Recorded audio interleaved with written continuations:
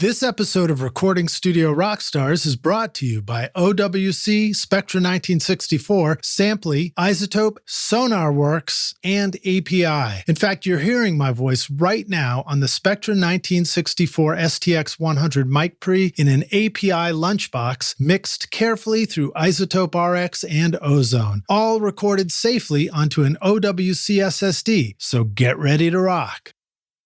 Okay, so the point is this: you have no reason to use a limiter on your mix unless you use a limiter on your mix for creative purposes. But I can only think about one limiter that has a specific color, and that would be the Sonox limiter. There's no reason to use a limiter on your mix because 90% of people use a limiter on their mix because otherwise they clip.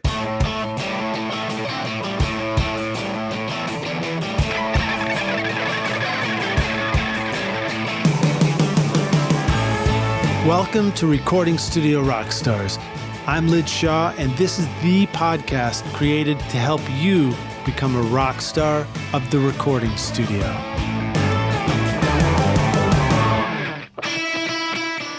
Want to know how I get a consistent sound quality mixing hundreds of episodes of Recording Studio Rockstars? Well, I've been cheating all along by using Izotope RX and Ozone on every single episode. Right now, you're hearing RX declick, declip, DS, deplosive, voice denoise, Ozone multiband compression, EQ, and limiting on this podcast episode. Try out the subscription option with an extended 30-day free trial at izotope.com/rockstars or use the code ROCK10 to get 10% off any individual plugin purchase.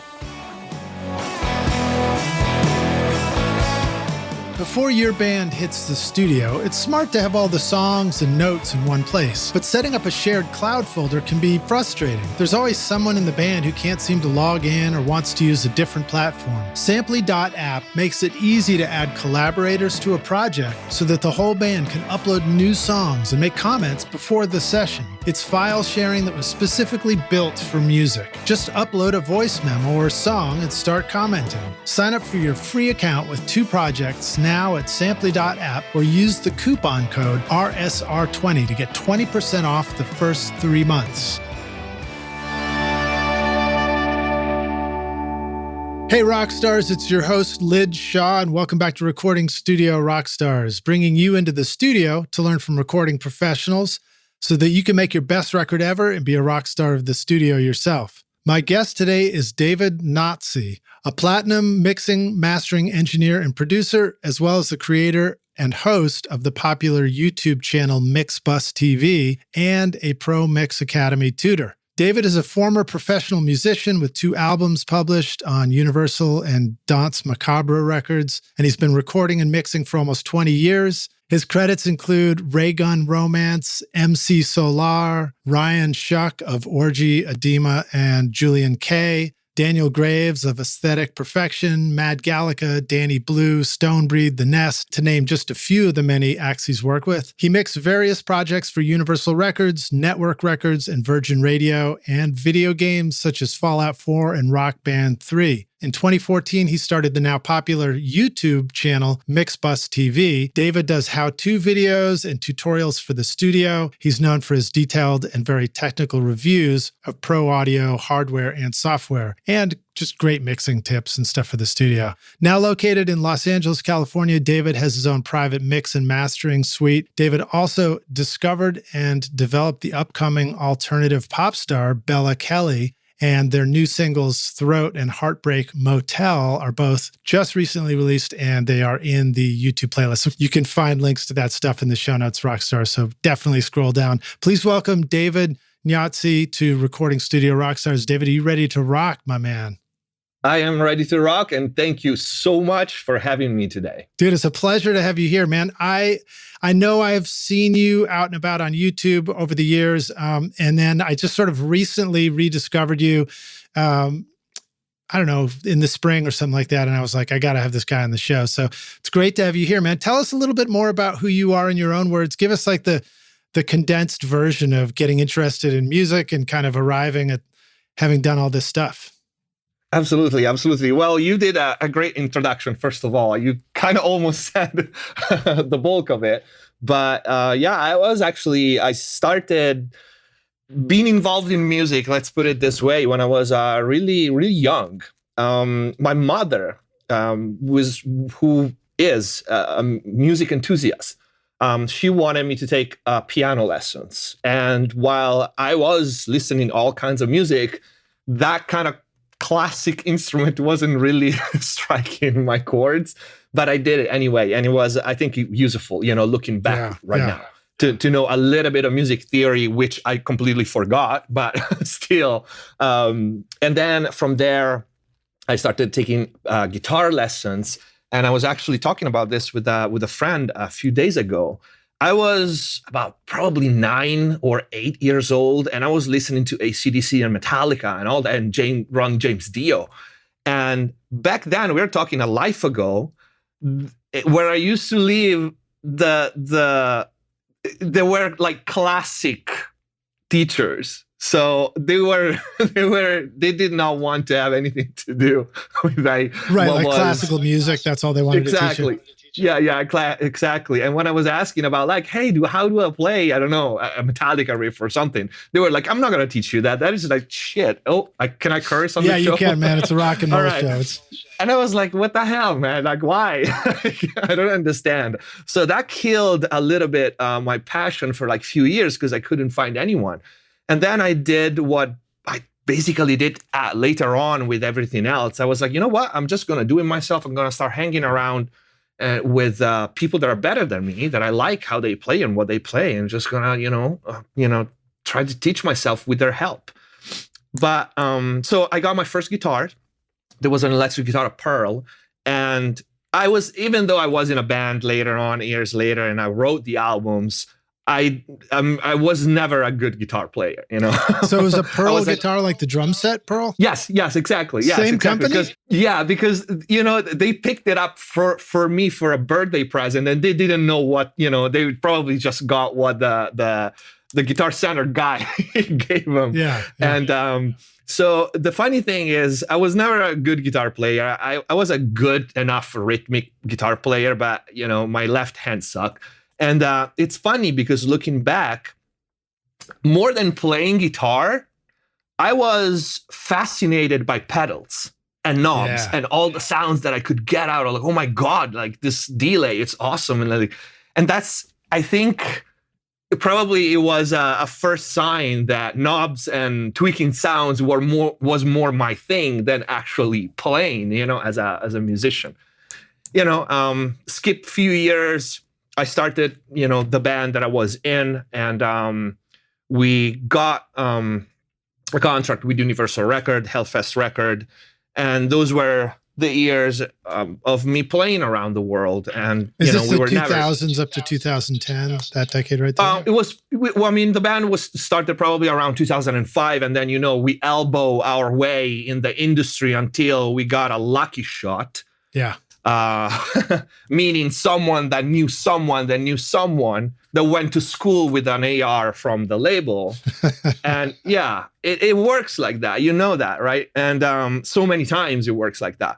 And the guy was like, hey, I have this guy here. He has a band, he called his friends. He has a band, and like, they're awesome. They didn't even listen to my stuff, to be honest. They were like, cool, send it my way. But while this at first seems great, it really wasn't. And I think everything happens for a reason. So my bad experience with that, which I'll tell you in a minute, it serves me now to protect my artist, Bella, and to navigate, in the music industry the way I can do it, because I got burned myself first. Yeah. So good learning experiences. Yeah. So we signed this contract for 6 years and 3 albums, 1 album every 3 years. The first album, they released it, and this was 2009. So we didn't have a way to check how much we sold and all that. It was a different time. They had control over everything. So we didn't know anything. We never got paid. And the funny thing, one day, a friend of mine called me and my bass player at the time and said, like, hey, that's awesome that your songs are on Rock Band 3. And we were like, what the fuck are you talking about?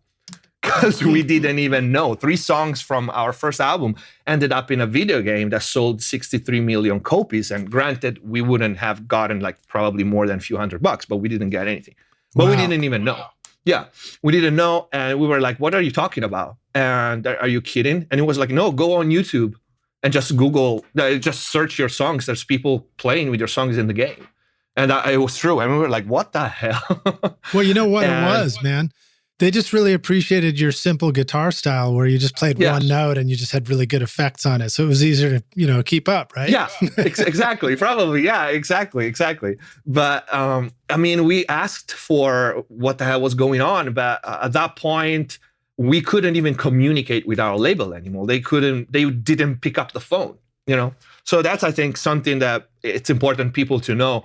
I think to keep it this short, the take-home message is just because you're signed with a major doesn't mean that you made it. Doesn't even mean that you're gonna do anything, or even get paid necessarily. Yeah, unless you are at the top of their list. Yeah, big time. And at that time, those years were later labeled as the shelving years, meaning back then labels were buying off bands that could hurt their main acts, and they would just shelve them. Wow. So yeah, it was shitty period, and it's funny because I got a lawyer to just handle the matter, and he said like, yeah, I mean, they are in breach of contract, they didn't pay. You're right, but this is probably gonna take years, and at the end, you don't know how much you're gonna get. You have to pay me, and we're like, all right, fuck it. And we were able for them to let us go. And the second album was released with the other label. But at that point, I was kind of, saturated already to keep the the verbiage in the mixing world. But because first of all, the kind of the life of a rock star, it wasn't never for me. I eat my diet. I don't drink. I don't do drugs. I don't do anything. When I'm done playing, I want to go to bed. And, especially in the industrial scene, that's not really the background that is around the scene. So I was kind of always felt a little bit a fish out of the water there. Yeah. And then we released the second album. I was really tired of it, the life on the road and everything. And we had problems with the tour, the first big tour that we did with Hansel and Gretel, the industrial band from New York. And at that point, I was like, no, I can't do this anymore. That's funny. And, that's funny. You were actually following Hansel and Gretel, and it turned out to be a bad ending. I think that happened in the actual story too. Right? Yeah, exactly. But no, theirs turned out okay. They pushed the witch into the fire in the end. Yeah, absolutely. But at that point, it also served me to realize that I actually did like the studio life better, And without knowing it, I already had a backup plan, which I really encourage every musician that wants to start this venture to have. You have to have a backup plan, and I can say something more about it. But because I was already mixing and mastering for other artists back then, but contrary to what the trend is nowadays, back then, and probably you will agree with me, it wasn't hip, it wasn't okay to be a mix engineer and a band guy, because people couldn't really put you in a box. Like, are you good at being a musician, or are you good at being a mix engineer? Because you can't be both. While now the trend is completely changed, and it's all like, oh, we do all by ourselves. Back then, to be honest, if you were a rock star, so to speak, or wanted to be, and you mix your own stuff and record your own stuff, people look at you like, are you broke?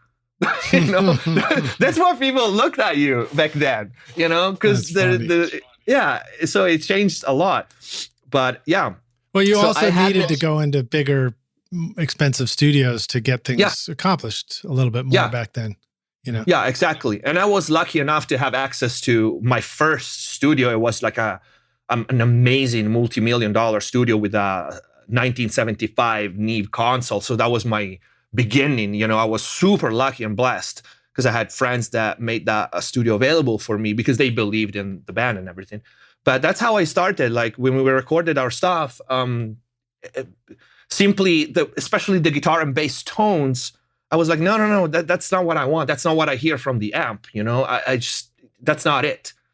We were playing down tune, and back then there were not many bands playing in down tune. So I had that specific sound in my head, and they couldn't get it. So I was like, you know what? It can't get worse than this. Just let me sit at the chair and let me try. And I got it. Like, it took me a long time, a lot of trial and error, but I got it. And I was like, okay, so maybe I can do that. And then I landed at, yeah, go ahead, sorry. Well, I was going to say, what's some of the stuff about down tuning guitar that they were getting wrong that you figured out how to get right? Yeah, it's actually a trick that I shared after years in one of my courses on Pro Mix Academy. To me, what was missing was the air moving and the really big and beefy tone of big gauge strings, and I had a cabinet that was tuned for down tuning and all that, and I missed that. The guitar sounded so thin to me, and I started to experiment with, like, there was the usual 57, which is the one everyone uses, and I was like, all right, that's fine, but I missed something else. So we tried a bunch of microphones, and I ended up using the 414 because it was like a lot more beefy, and then all that. And I knew all the basics even back then. Okay, the center of the cone is going to be brighter, the edge is going to be darker, and everything, but I still wasn't getting it. So I grabbed a sub kick that we had in front of a kick drum. And I slapped. I mean, it was like, hey, that thing, catches low end a lot. So why the fuck not? And I just slapped it in front of a cone. And, even at low level, it was like, all right, that's it. That's a lot better. Let's start working with that. Yeah, well, it's funny because as a guitar player myself, I noticed that it's so much easier to know whether you're getting the sound or not when you're playing the guitar. And it's really hard sometimes when somebody else is standing next to you playing and you're trying to dial it in for them. And you're like, do you dig that? Do you like that? You're waiting for their face to light up, Yeah. But definitely. I also remembered the first time we ever used a 57 and a Neumann FET 47 together. And that was the first time I ever heard that rush of air that comes in after the muted power chord, where you're like, and it's like, it's all this power.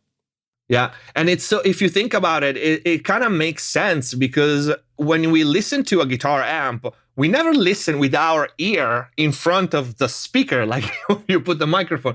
So you have to rely on a bunch of technique and tricks to fake reality. That's what we do in mixing and recording, right? Because, we don't hear stuff like the microphones hear stuff where we place them.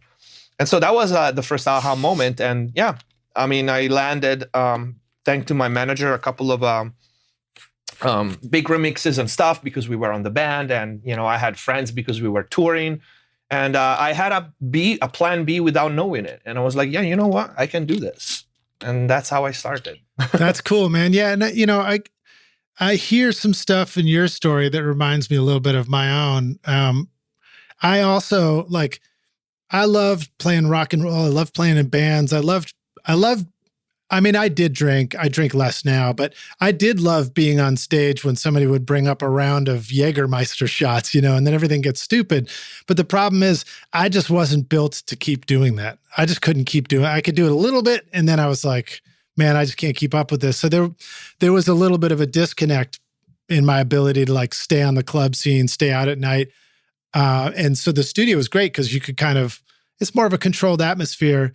And then also, like you, I really like having a balance of staying healthy and having a workout routine and stuff like that. So we'll get a chance to talk more about that because I think it's one of the most important topics we can actually touch on these days too. But tell us more about your studio too. What's the studio that you're in now? What's it called? Do you have a name for it? And then also MixbusTV. Yeah. Okay. So my studio here is a mix and mastering suite that is private. So I don't have a studio. I don't allow and basically walks in, so to speak. But I just have some selected artists that can do assisted sessions, with me. Otherwise, this is a private studio, and only few artists can come here with me and work with me. Like tomorrow, for example, I have Monty Pittman from Ministry coming here doing something with me. So yeah, And that's how I keep it. I mean, we are at the moment we are thinking with a partner of mine of opening a public studio also, because I have so much gear that I can literally fill up another studio at this point. Yeah. And so, yeah, we're thinking about doing that, but that's in the process. We have like our hand full with everything else right now, but is in the making. As far as the channel goes, I never meant for the channel to become a thing at all. When I started basically, I was doing lessons, like private lessons in person. And some of my students were a little far from me. So they come like once a week at my old studio. And I was like, you know what? Instead of explaining you what to do in a 5 pages long email, I'm just going to screenshot what I'm doing so you can see it. And that's how I started making videos for my students. And then I was just going on YouTube trying to find ideas or inspiration for myself, like, hey, or learning something or whatever. And I got super frustrated because, and I don't want to sound cocky, but that was really the reality. First of all, because most tutorials on YouTube were for absolute beginners. Mm-hmm. And second, because a lot of information was so wrong that I was like, no, and I'm a Virgo. So if you ever been around a Virgo, we are annoyingly right. That's how they describe us, because we had to fix the picture that is tilted, and to that extent we are annoying. Yeah. So I was like, I'm around one every day because I'm a Virgo too. Yeah, so you understand me, right? So when you see something wrong, I was like, no, that's not how you fucking do it. It's not. So I was like, you know what? I'm just going to put it out there. I'm doing this thing for my students anyway. And I didn't know anything about YouTube, like zero. But I had a bunch of friends that they were, there's a weird connection in the fitness business and the fitness community.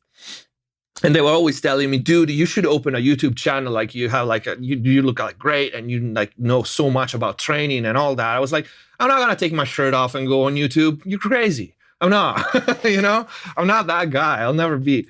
And, but that kind of later on connect the two things. I was like, you know what? I'm just going to do it.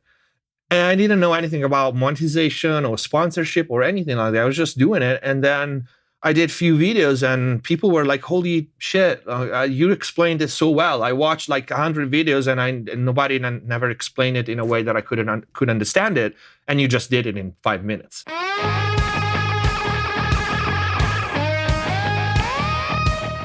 You've already invested in your speakers, headphones, and the sound treatment of your studio. So you're ready to make great music, but your mixes don't seem to translate to the rest of the world when they leave the studio. The problem is that the frequency response of your room is not allowing your speakers to tell you the whole story. SonarWorks Sound ID Reference can solve this for you by calibrating your speakers and headphones EQ and balance so that you can now make better mix choices. Start with a 21-day free trial at sonarworks.com.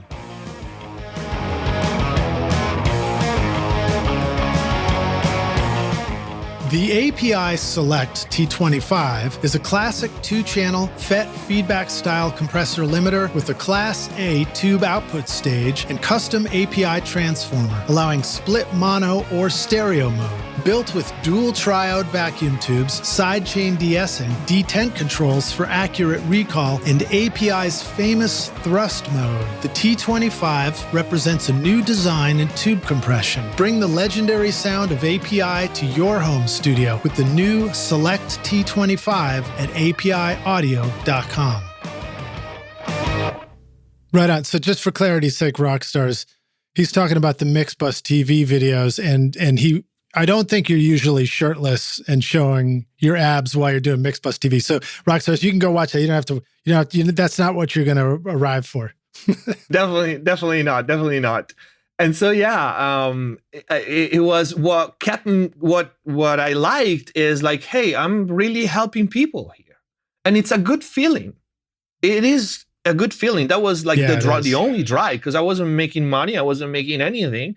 You couldn't even, see my face for the first year because I was worried, just like we said before, oh, you were the guy in a band? No, so you can't be right about this. So I was like, you know what? I'm going to just cut the whole fucking thing and not show my face I don't need publicity. I didn't want publicity. I wasn't looking for a spotlight or anything. So helping people was really like a good feeling. And I was like, yeah, I can do it. And that's how I started. And then one of my videos got semi-viral for the niche that it is, the mixing and mastering, scene. The infamous video about the HPS filters. And then companies started to call me, and I started to work with like amazing people and people that I admire. And now I was like, hey, we want to work with you. And you know your shit. I was like, awesome. And Dave Pensado once messaged me. That's how we connected, and then we became friends. He messaged me, super, super nice. And it was like, dude, I watched your video. You're like, you're like, actually, literally what he said, like, you're one of the few that know your shit. That's what he said. Cool. David's such a sweetheart. Yeah, it is. And so he, he gave me his number, and he like, hey, if you come here, call me and we meet up. And it's funny because I was planning on moving back to LA. And that's how actually he was, now that I think about it, he was somewhat influential in me moving back when I did, because I came to LA. I was planning on moving back to LA, but it never happened because I had so much work in Europe with Virgin and all the other acts that I was working on with. And so it's something that I kept delaying and delaying and delaying. So where were you living before coming back to LA? I was in Italy. And then, I briefly, I was living for a short period of time in various parts of Europe, depending on the project. And I was in LA, like at this point was like 12, 13 years ago. Okay. Are you originally from Italy yourself? Yeah, I was born there. Born there. Cool. But LA always felt like home to me. So in the back of my head, I was like, yeah, I need to move back. And it's something that I kept delaying and delaying. And then, I came to visit for a Tegeler event, and I announced it on the video, and Dave again messaged me. It's like, hey, I saw you're coming to LA. Just come here. Call me when you arrive. And it's funny because I landed on a Saturday night, and the next day was Sunday, of course. And I went to the gym, and I was like, I'm not gonna call him on a Sunday. I'm not gonna bother him on the weekend. And I was in the gym, and my phone rang. And it was Dave Pensado. And he was like, hey, did you land? And I was like, yes, I didn't want to bother you on the weekend. No, come here, come at the studio. And he was the sweetest person ever. He, invited me in the studio. We sat there the whole day, just him and me, just talking. He bought lunch and he said this, like, dude, you need to be here. You're good. What the hell are you waiting for? And that was kind of a aha moment. I was like, you know what? You're right. What the hell I'm waiting for? I don't have family there. I don't have like ties on the other country. Like, you're right. What the hell am I waiting for? And so a month after, I gathered my shit, packed, and came back. That's wild, man. That's a trip. Yeah, and it was like the best decision ever, to be honest. Both for my career and my private life. Because, I met Bella and everything. And then, we are engaged now. So that's great. Congratulations on that, man. I think I saw that on Facebook too. That's looked pretty fantastic. Thank you so much. Well, why don't we pivot a little bit and talk about your work as a producer? You are working with Bella Kelly, is the artist who's also your fiance now. And you guys have done a bunch of great work, and it's really great sounding. There's a couple of particular tracks, Throat and Heartbreak Motel, that are both in the playlist. And those are both out. And the YouTube videos look spectacular as well. So talk about that a little bit. Talk about the process of writing and producing a song and kind of taking it from start to finish. Yeah, absolutely. Well, first of all, we met on an event at Westlake Pro here in LA, and a common friend introduced us because she was acting. She started acting when she was like really young, 80 years old, but she didn't like it, and she wanted to do music seriously, and they were looking for a producer. And this friend of mine, he was like, "Hey, you need to meet this guy," and that was it. The only thing she had to say was hi. She said hi. And I was like, wait, hold on a second. What was that sound? Like, say that again. And her voice sounds like a freaking fairy. And I was like, wow, that is, amazing and everything. That's and cool. Just everything clicked together. And, but back then she was just starting. So she was very green. And, she had a bunch of ideas and songs and beats that she, listened to and had saved. And she was trying to write top lines on them, because later on, we discovered her strength is not this sweet voice that she has, which is a strength, but is her songwriting as a lyricist, as a top liner. You can literally tap on a table and she will come up with an amazing top line and lyrics in 35 seconds. It's insane to watch. It's crazy to watch, to see that. So we tried, kind of let her express herself and do what she liked to try to find her style. And that was, it took a while. It took about 6 months of trial and error, where she was bringing songs and I was like, I'm sorry, we're not there yet. We're not. We need to try more. We need to try more and more and more. And finally, one day she came up with a song that was like a candy pop song, which was a genre that it was still, we didn't know where we were going to go with her. And it was good enough that we filmed the video. We produced the song. So I rearranged the song. I did all the vocal production, which means, okay, let's start recording. And then she didn't know about anything about arranging vocals. That's why a vocal producer is needed. Background vocals, which one, what harmonies, how many doubles, stay this far from the phone, everything. And we filmed the video, and that was supposed to be the first single. But at that moment, I think what happened is she just came out of the shell. The fact that I said, yes, this is good enough, we can start with this, probably made her realize, oh, okay, so I can really do it.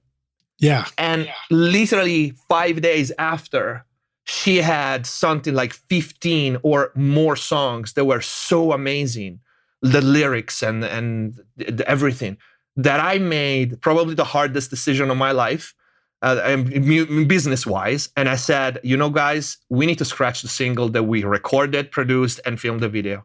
We can't release that. That's not up to par to what she is now. And that's what we did, and everybody agreed, everybody trusted me. And we released Throat instead. Mm-hmm. And the video sits at almost 1 million. So that probably was a good idea, And so that's it. And the process between me and her is we have a team of people that submit like ideas or raw beats and stuff like that. She listened to what she likes and she gets inspired by some of them, or I write something for her. And from there, I decide because she's extremely prolific. Right now, she probably has 60 songs. So she's extremely prolific. She just pours, her soul in the music. And I pick which one is good and which one is worth keep producing and releasing. And from there on out, I rearrange everything. I do sound selection and I, come up with a rough mix she can record on. And then we do all the vocal production. And with her, vocal production is everything because she is one of the easiest singer to record on one hand, and on the other hand, one of the hardest because her soft singing, there's first of all, the vicinity from the phone, from the microphone and everything, but is such a fine line between capturing all her mouth sounds, which are 50% of the emotion, and capturing too much, which becomes annoying, And so that's what we do. We do all the vocal production, we do all the recording for the vocals, and then from there I mix it and, Do you feel like there's some similarity to the way you guys are approaching the vocals and the layering to what you might hear in a Billie Eilish production, for example, where there's a real space created for a big voice sound, just a big presence of the voice? Yeah, well, I like as a comparison or a parallel more Lana Del Rey than Billie, because The style, while it might seem similar at first, just because they both soft sing, if you listen to the vocal production that she has and that I do on her stuff, it's really deep. It's a lot deeper, and it's never flashy. But if you listen to the songs, 5 times, you will discover 5 new things that you didn't hear the first time. Right on. While, on more of a pop style like Billy, you hear everything the first time. Everything is there. Right. While the presence of Bella's vocals is king in the song, you still have layers and ear candies that you will discover the more you listen to the song. For example, I can give you this one, which is the more obvious. In Heartbreak Motel, in the very minimal breakdown towards the second part of the song, there's a radio-y effects on one side, and that was her humming before starting the recording. And I kept that because it was so awesome, and just, it was like such an emotional part, because that is an emotional song. So it's funny because we recorded at her place, and that was supposed to be a scratch vocal. Oh, I see. So you were rolling, but it was just meant to be a scratch vocal, and you end up using it. Yeah. And then we tried to re-record in studio, even though it was recorded with awesome gear back then, even if we were in a bedroom. And even if she was technically able to do everything just like she did in the scratch vocal, we missed completely like the raw emotion and the I don't know, there was something in that scratch vocal that just moves you and it gives you chill. And in the studio version, we recorded the song probably 5-6 times. We weren't able to get it back. Yeah, sometimes you just can't recreate that thing. It's not recreatable for a whole bunch of reasons. Yeah, it exactly. Exists once. That's why I always advise people, when you record scratch vocals, don't grab your crappy microphone and your crappy everything, because that might end up being the track that you use on a record. So even if you record scratch vocals, get the best gear that you have, even if you are not in your studio. The Spectra 1964 C610 comp limiter brings fast, clean, quiet compression and limiting to your recordings and mixes. The C610 includes the famous Spectra 101 amplifier used in legendary studios like Stax, Ardent, and Record Plant. I love using my C610s for drums, vocals, guitars, and especially bass, which now sounds bigger than anything I've ever recorded before. Make your mixes rock at Spectra1964.com.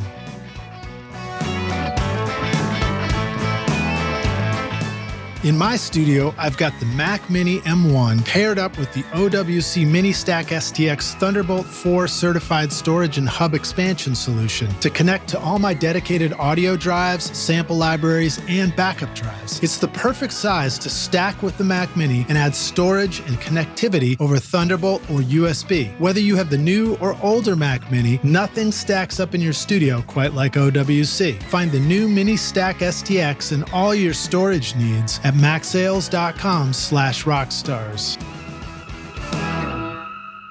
Let's talk about that for a sec. What makes up a really good vocal chain for you when you're recording Bella?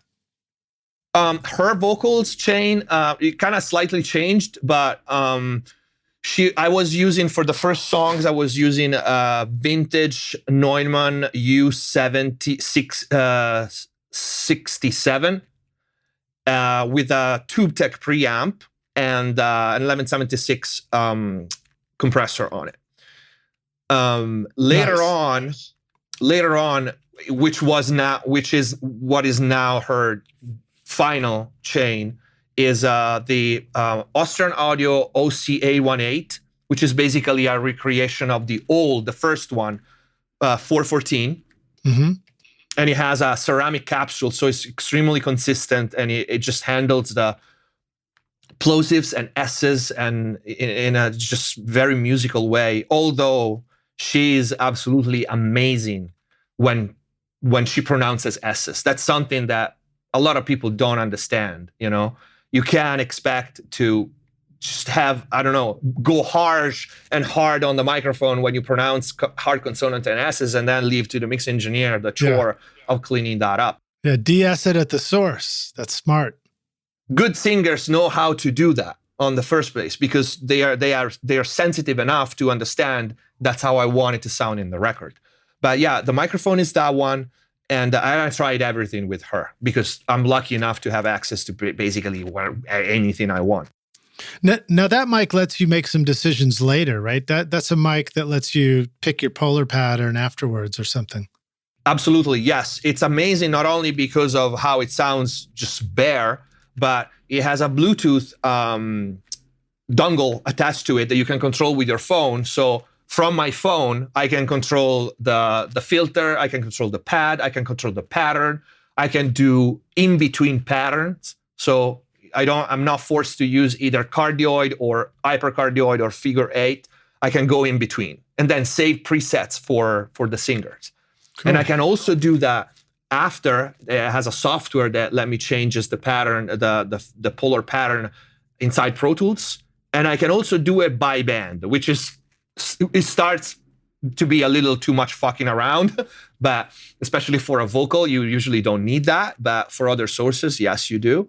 It's very useful. So that's an amazing microphone. I absolutely love it. And her tracking compressor is the Fatso, actually. And I love the warm circuit that just barely hits those S's, because they are ready already. I never had to do that much with her, and basically you have the part of the distressor compressor on it. And I don't usually use EQ when I record. I very rarely use EQ. I rather move the mic on everything. But if I do use EQ with her, it's right now would be the Heritage Synth EQ, just because it has like a really, really nice top end that it goes very well with her voice. But yeah, no auto-tune on her at all. I've made a point of doing that. That's also, great. I'm lucky. That's a bold move these days. I'm lucky enough that I can do it because she's good. And yeah, that's basically it. It's and her preamp is the API 512C. Okay, cool. Right on. Well, thanks for breaking some of that stuff down for us. It's always cool to hear it. Why don't we talk a little bit about some of the gear that you like to surround yourself with in your studio too? So for example, I know you have a lot of stuff, so it's not like we need a long list of everything, but some of the basic tools that you use. I mean, do you like to use controllers with faders on it, knobs, that kind of stuff? You're in Pro Tools most of the time? I'm Pro Tools always, all the time. I'm a Pro Tools user, yeah.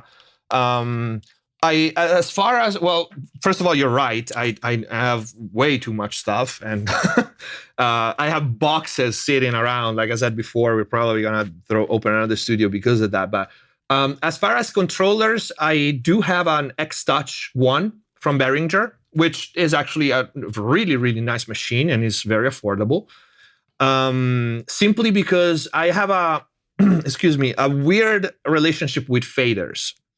Because I started on consoles, I either have all of them or one. I don't do well with scrolling through banks of 8. I either have the entire song in front of me, or I can do it with one, because at that point I'm gonna use it only for automation. And I don't automate multiple things at one time. Because I'm a Virgo, I am like a control freak, so I want to make like my automation are never ballpark, are like to the sense of decibel precise. Yeah. So, and the other thing that I really enjoy, and I got it like last year, I think, is the console one from Softtube, which I don't know, it just really changed my workflow. And I don't know, everybody says the same shit, but in this case, it's like it's true. First of all, I like the plugins Softtube makes. We work closely together, and I really like their stuff. But the console one gave me a completely different approach to. I always started, because I started also on SSL, I always started every mix with an SSL channel plugin on every channel. So that's my go-to. And I do the bulk of the processing with that first plugin. So with the console one, having the 4000 on it, it just changed that first approach, and it's more immediate, because I have the tactical, the tactile, controller to do the first EQ, the first batch of like light compression and filters and the drive. So speeding up the process, it might seem not that important when you mix, but it actually is very important because you're fresh. You on that. Yeah, you're fresh. You fix immediately what, that has too much, like whatever. And that really changed my approach. And also there's less guessing, even though I don't do that much guessing anymore. What plugin I'm gonna use there? Now I have all the plugins that I need on the console one, so it's just a matter of picking what console or what compressor to change that, and that take the mix, that alone, probably to over 50%. Let's talk a little bit about some of the actual step-by-step flow. So for example, if you're looking at a whole session, you got a whole bunch of tracks there, what do you click on to select the vocal and start tweaking that? Do you mouse over to the vocal, or do you click on the X touch, the vocal channel, and now the soft tube is already on that one, and you can just grab the EQs and compression and stuff like it? Because to me, that's the thing that sometimes gets overlooked, and it's the most important. It's like, I don't even want to have to like move my hand an extra bit or look up at something. I want to just go right for the thing I'm hearing and start adjusting it as fast as possible. Yeah, that is one of the big differences between being in the box and using analog. Because you just, move your hand. I'm always 1 second, half a second away from the knob that is going to fix the problem or is going to enhance whatever I need. I started the mix by opening the SSL 4000 channel on all channels. Like, first thing that I do, I color code, I group, I stamp, I send like all individual tracks to its own group. And if I have to go to the vocals, yes, I usually scroll with the X touch for mute, unmute, and solo. And then I start working on it. The first thing is the SSL. So I usually I don't like the SSL default routing, which puts the dynamic first and then the filters and the EQ. My default is always filters first and then EQ and compression. Yeah. So yeah. And that's basically the order in which I'm working. The first processing, it happens that way. Yeah, I feel like the first thing I would do is reach for a low cut, high pass filter, style it in something. Yeah. And then, EQ, which my first pass is 90% of the time corrective EQ, so taking out what bothers me. And then, first light compression on it with the SSL, because it just has that sound that we are used to. Very punchy, even just 1 dB or even no compression at all. If you just turn the threshold on and it doesn't even hit the compression, or at least doesn't hit the meter, the gain reduction meter, it just gives that bite. And and then the console one happens to have a saturation that you can dial in, and that's a big deal for me. First, because it sounds great, and then because you have not only the amount of saturation for each channel, but you have the character, which is kind of a very broad stroke of tone changing. And that alone, it saves me a lot of time. It saves me, which is important, just that. Does it feel a little bit like being able to get some tape sound on there? Yeah, absolutely. Definitely. And I also use heat a lot, which people who are not on Pro Tools don't understand how great that plugin is. And most people don't know that Dave Hill created that plugin. Dave Hill is the guy behind Crane Song gear, which is some of the greatest gear of all time. And he's a freaking genius, and he created heat, and it sounds like it. It sounds like a genius created it. It's a plugin that is basically it's embedded in Pro Tools. So for each channel, you can bypass it and bypass it, and you can decide if you wanna, the overall tone, if you wanna go more toward the Transformers kind of sound or the tape kind of sound, and then it has a simple tone knob. So it's great because that's a no-brainer. It almost is a better maker as soon as you hit it. And then you immediately, there's no guessing, you immediately know if that mix, the tube algorithm is gonna work better than the transformer algorithm, and if you wanna tone the entire mix a little brighter or a little darker. And you're using that, I'm trying to remember, because I use Heat, but I don't use it all the time. So the master tone knob is there for the whole mix, but I forgot, do we get individual tone knobs for each track as well? No, you don't. You don't. Right. You basically have, you can put a pre or post. That's it. That's the only thing that you can decide. And the only overall distortion is on the master, and it affects every track. And the tone as well is on the master, so it affects every track. That's why I like it. It's of utmost importance to gain stage correctly, because that thing forces you to work just like you are on a console. And if your gain stage is shit, you're not gonna even start the mix. Yeah, that's why I never thought about this, but is Heat, does it correlate to the calibration setting that you choose for your Pro Tools preferences? So, for example, if you set Pro Tools to a calibration setting of -18, I wonder if Heat adjusts so that the sweet spot goes down to that area or anything like that. No, it simply is affected by how hot the tracks are in your mix. Right. So just the bare level of your mix, and that's the only thing that affects it. And that's why I've been fighting against this bad trend of, if you're in the box, you don't need to gain stage because we have 32-bit, floating point, and you just turn down the master. You don't know how to mix. If you say something like that, you have no business mixing.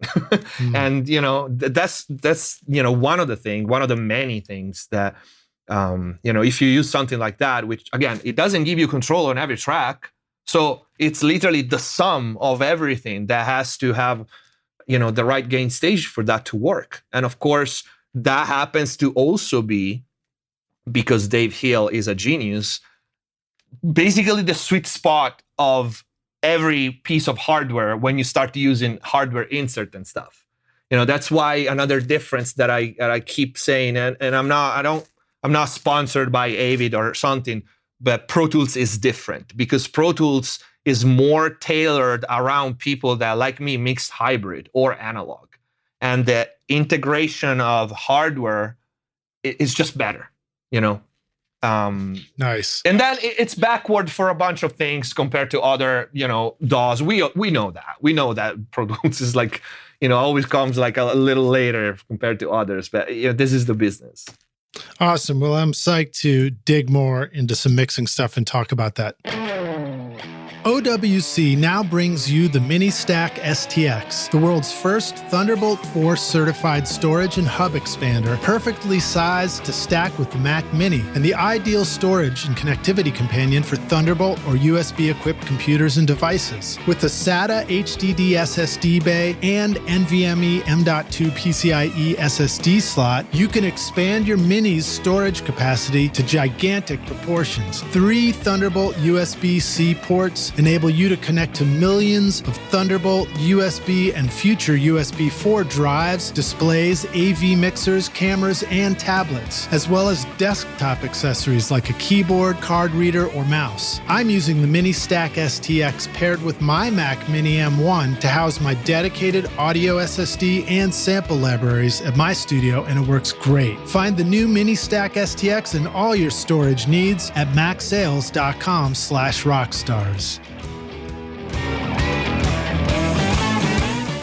50 years ago, William G. Dilley introduced the world to his revolutionary new dynamics processor, the Model 610 Comp Limiter. A truly unique device, the Model 610 was not only the fastest, cleanest, and quietest of its type, but was also capable of providing completely separate peak limiting and compression functions. Today, Spectra 1964 introduces the Model C610 Comp Limiter, described as the most versatile piece of audio gear you can buy. Great for adding control and power powered everything from vocals, guitars, and bass to mixing and even mastering, the C610 gives you the same massive sound that rocked legendary studios like Stax, Arden, Advision, A&M, and Record Plant. I'm using the C610 on every record I make at the Toybox Studio, and you should too. You'll love it. Go to Spectra1964.com or call 801-797-0642.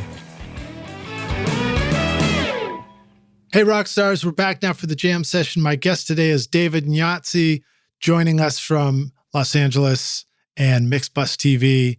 Dude, glad to have you here on the show. Are you ready to jam? Thank you so much for having me. So I'm psyched to dig into some more mixing stuff. But before we do that, I think there's something that's probably going to help our mixing even more than knowing how to mix, which is we got to like be there. We got to be present. We have to be physically there in our studios. And one of the things that we have to be able to do is stay fit and stay healthy and actually be able to show up every day and make records for many years so that we can learn all these things that we want to know, you know? So, this is coming out in 2021. Obviously, the past couple of years has really sucked. What's been going on around the world has sucked.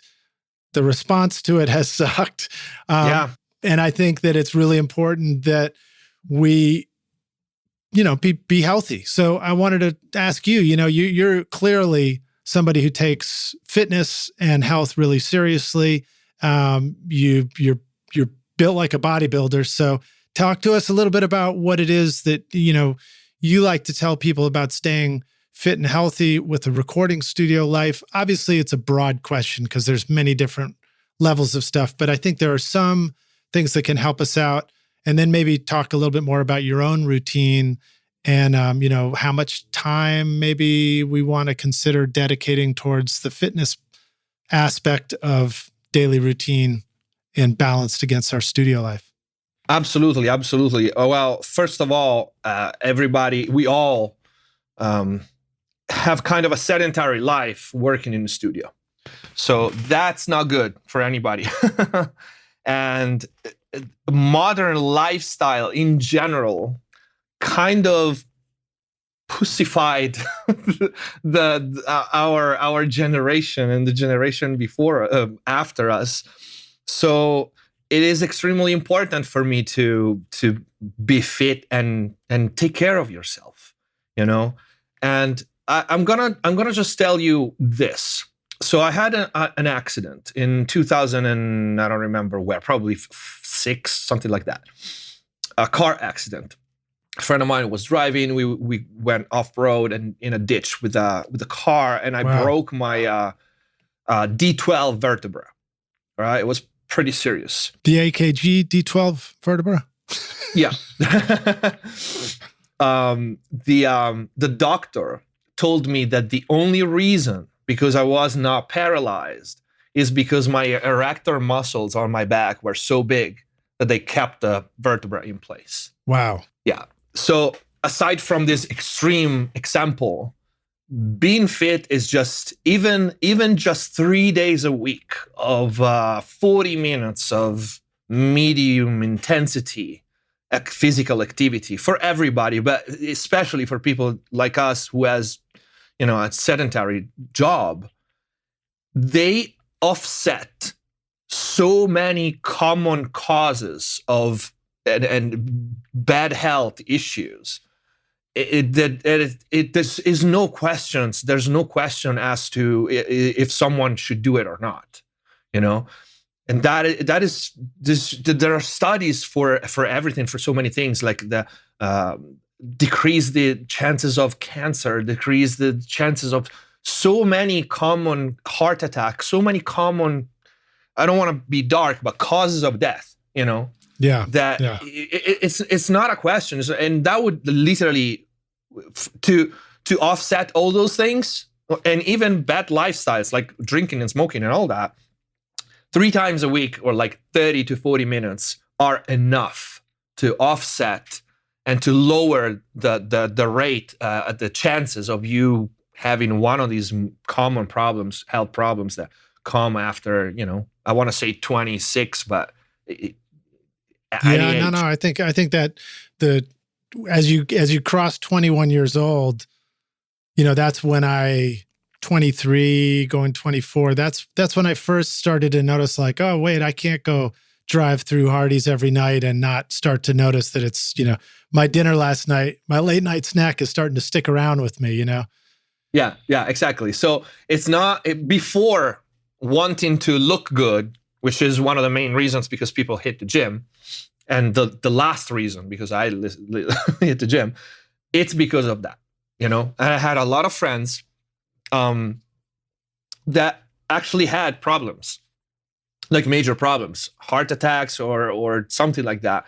They were studio engineers and they were like maybe overweight and they did not move. And I always told them, like, I'm not the guy that is gonna nag you, but if I care about you, I will tell you like at least a couple of times, hey dude, just come with me, train, like see how you like it. And because it's not that great that you never do anything. And same for the diet, that is also extremely important. We are what we eat. And that's keeping an eye at least on what's your intake daily and what are you eating. It's extremely important, especially if you want to do this like for a long time. And also for me personally, but I know that this is pretty common. Training, first of all, has been always a part of my life because I was a skinny guy and I was like bullied and beat up when I was a kid and I had no choice. My choice was either because when we were kids, it was not like today. There was no safe place, our safe place was, back against the wall and fight them as many as you can before getting beat up. That was the safe place. Yeah. So we need to just take care of our shit ourselves. And I was like the skinny guy. I was looking weird and I was bullied and my only choice was like getting stronger. That's it. There was no other choice. And so for me, it has always been a big part of my life. And it kind of became my therapy, my release valve. And if you have like anger management issue, or if you're just, not happy, because it happens. Sometimes you're at a point in your life when you're frustrated or not happy where you are, or you want to change things that you cannot change. And I think that's a very productive way to, release stress. And you fatigue. For me, it works like this. When I fatigue my body, my mind recharges. If I worked for 5 hours on a mix and I can't take it anymore, I go to the gym, and when I'm out, I'm fresh. I'm like, hey, I know how to solve that problem. Yeah, I did that, So it just gives me a different perspective because it's such a different mindset and environment from what we experience every day at work. That for me is just my charger. Yeah, it's a huge mood changer for me. I mean, I can find myself feeling really stressed and drained. I tend to quit my day at 6, so I do banker's hours a little more with the studio, but I'll get to the end and then I'm stressed, and then I might not even totally feel like I'm ready to work out, but I do it, and then I just feel like completely super recharged afterwards. And I'm also really into this guy Wim Hof, who teaches the ice bath and like cold immersion, cold exposure. So I've set up a 100-gallon tub outside of my studio now where I'll do a workout and then I'll go out now with the winter weather. I'll just go do like a 2-minute dip in the ice bath, and man, good Lord, does it feel amazing afterwards too. So yeah, I'm with you on that. I think it's really important. And I think what's important for the rock stars too is understanding that there's like all kinds of different levels of fitness. So there are some of us that are like, I don't, I'm to do a push-up, fuck you, And then there's some of us that are like, if I'm not doing 30 push-ups, I'm not even pushing myself, or whatever. So, but I think the important thing is picking something that like works for you, that pushes you a little bit, elevates your heart rate, and gets you to that point of feeling rejuvenated, and then putting that into your routine, right? Yeah, absolutely. I used to, and I wasn't doing it professionally. I was doing it because, I have a little background of biochemistry and definitely a lot of background in exercise science. I was prepping friends for bodybuilding and physique shows.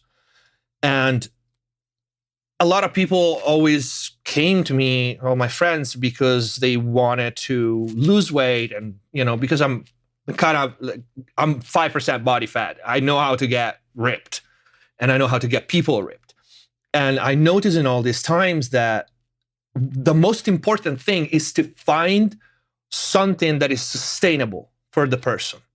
Meaning, it doesn't matter if I give you the most efficient on paper diet or working routine if you don't like it. If you don't like it, you're going to give that up in 2 months, 1 month, 3 months, 6 months.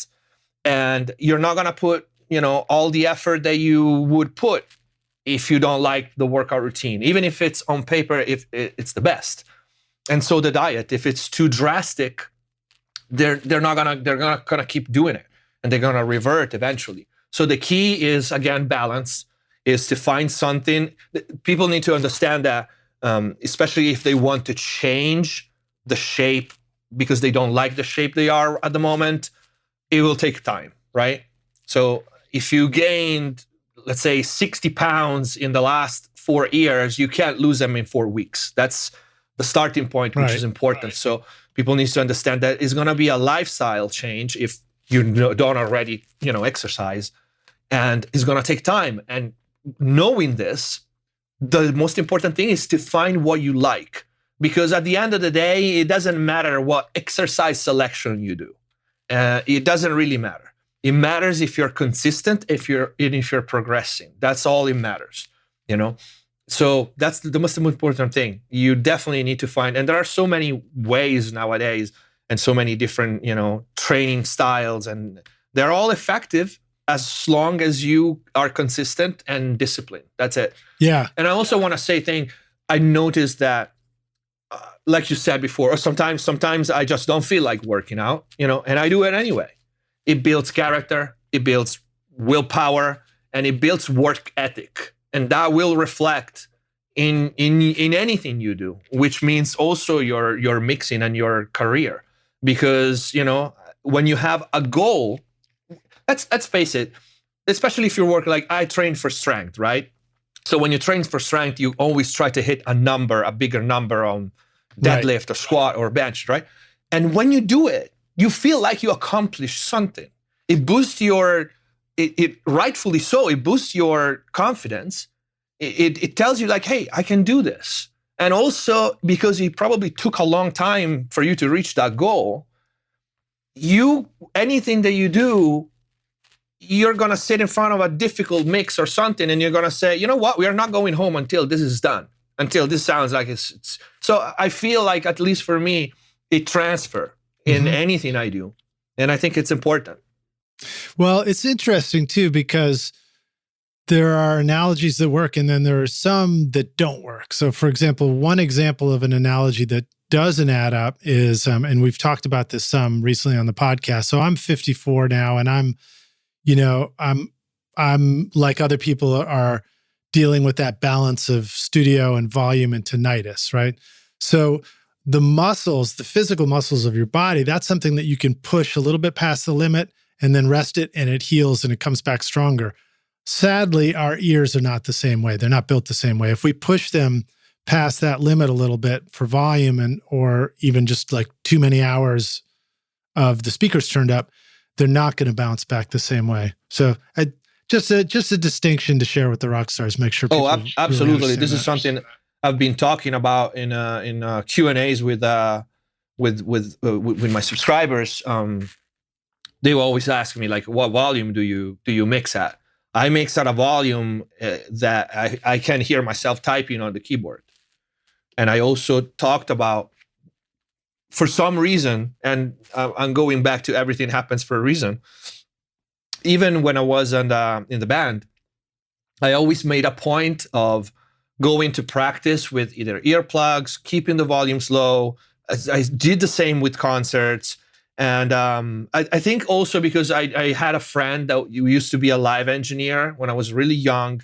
And he was telling me that one day he was walking in front of the PA and unexpected feedback, blasted from the speakers. And he lost a big chunk of frequency range on one ear. Yeah. And that scared the shit out of me, And I was like, you know what? I'll do anything. Like, when you are when you experience something like this firsthand or secondhand directly with someone you know, it makes you think. I was like, nope, that's awful, you know, and I don't want that to happen. So I'm going to take all the steps, you know, that I have to avoid it, because when it's too late, it's too late. Yeah, and it's tricky because I know when you're trying to learn how to play guitar and be up on stage and protect your ears at the same time, you really do have to sort of train yourself to not only get used to earplugs, and I like the foam ones now. I used to try out all the fancy ones, and I finally decided like, oh, they're just the simple foam ones, block out the most.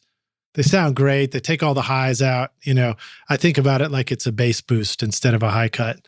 And like, not only do you get used to it, but you sort of learn to love it. You learn to prefer it that way, you know. But if you do it, it works. Yeah, it is really like our bodies adapt fairly well, you know, and our brain adapts fairly well. So it's just a matter about everything of getting past the first discomfort of being out of your comfort zone for the first few days or the first few times, and then you can do it. You know, is the same with everything. Okay, let's talk a little bit about healthy eating. So you've mentioned that a couple of times. A lot of people probably say that they eat differently. I personally have been eating vegan for the past year, so I'm enjoying things that are beneficial about that. But there are a lot of things that are certainly unhealthy for us. Have you found that there are some items that are really easy to recommend to everybody? Like, hey, these are the things that you might want to just not include in your studio diet?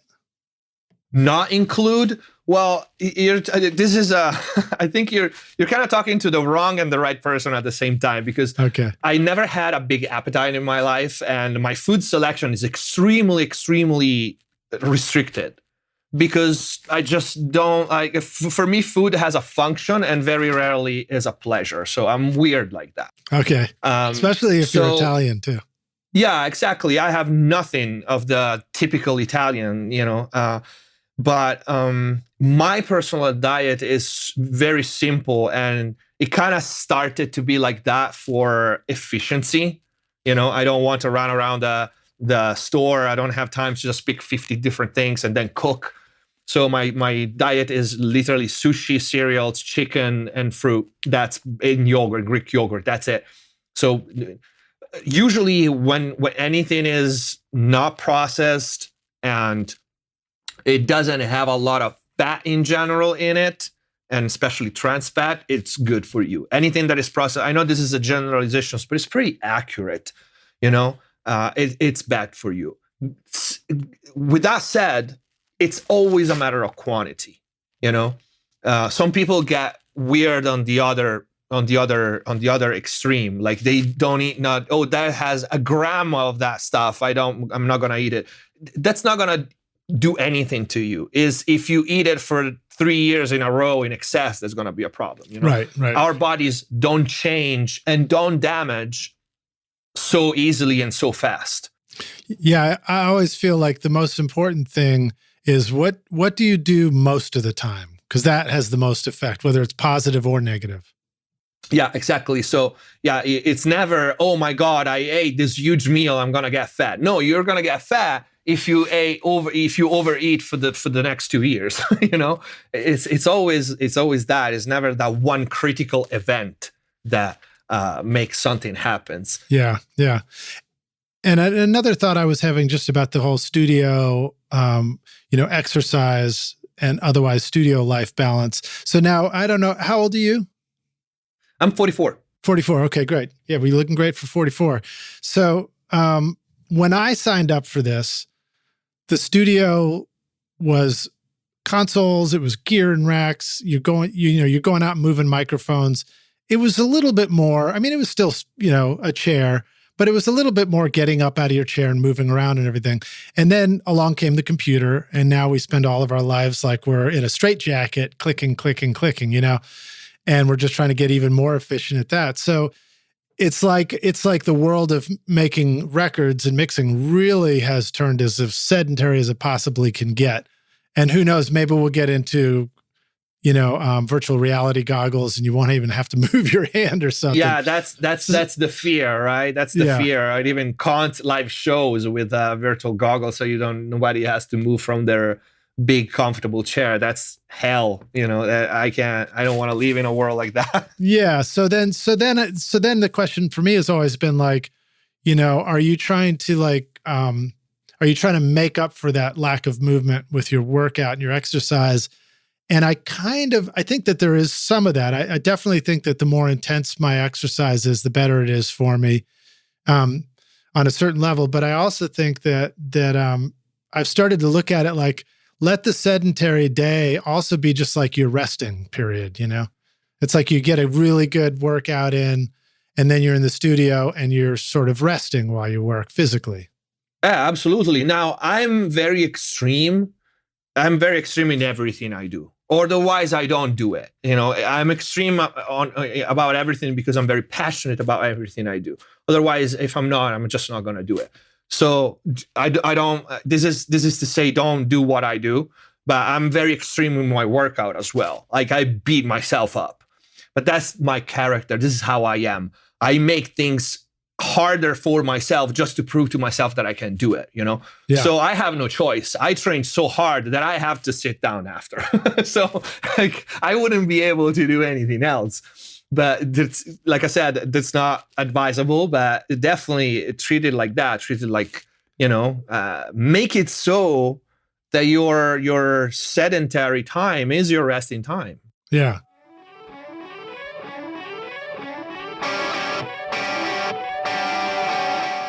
The API Select T12 is a 2-channel, all-tube Class A microphone preamp designed with API's proprietary AP2516 transformer on the input stage and a custom API transformer on the output stage. Built with the 12 AT7WC and 12 BH7 dual triode vacuum tubes, the T12 represents a new and exciting variation on API's classic preamp technology and provides you with unique tonal options for your studio, handling a wide range of recording applications, including stereo operation. Carefully engineered to provide classic tube performance and sound, the T12 brings you API's famous warmth, punch, and clarity in a new design, including a 5-year warranty. Check out the new T12 tube mic pre and T25 tube compressor at apiaudio.com.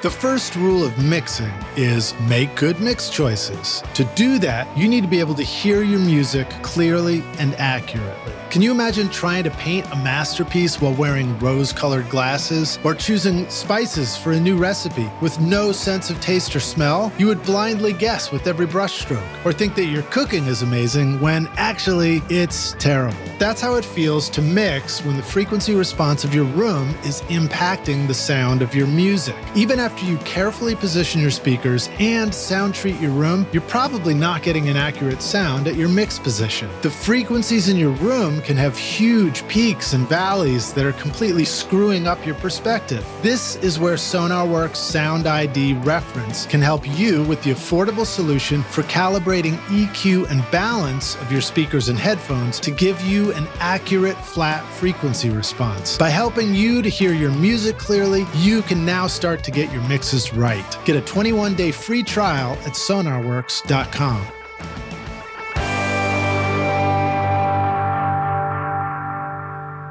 Well, I think in one of your videos, let me see, I think it's called Stay Fit with the Sedentary Job, Training, Routine, and Diet. It's a great video, Rockstars, and we've included that in the YouTube playlist too, so you can just click through there. We don't have to reiterate every topic from that because you did a great job in that video. Thank you. So Rockstars, make sure to go subscribe to MixbusTV too, so you can follow David and all his teachings and all this stuff.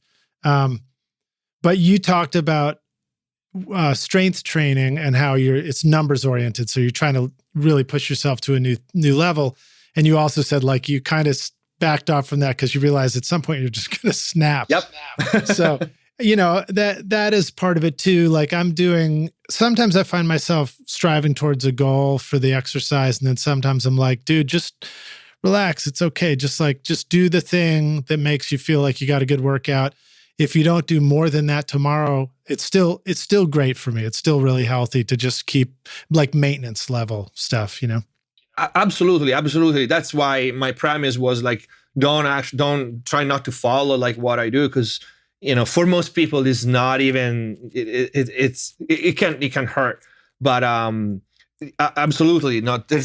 I think the key is to try to be objective, where you are with your overall health, how long you've been doing this, how old you are, what overall physical condition you are, because it's everybody thinks they're Superman. We all do when we go to the gym, but we kind of need to and we are all pumped because everybody want to lift, and we like to just that's how we are. But we kind of need to be objective and understand, like I did, where are your limits.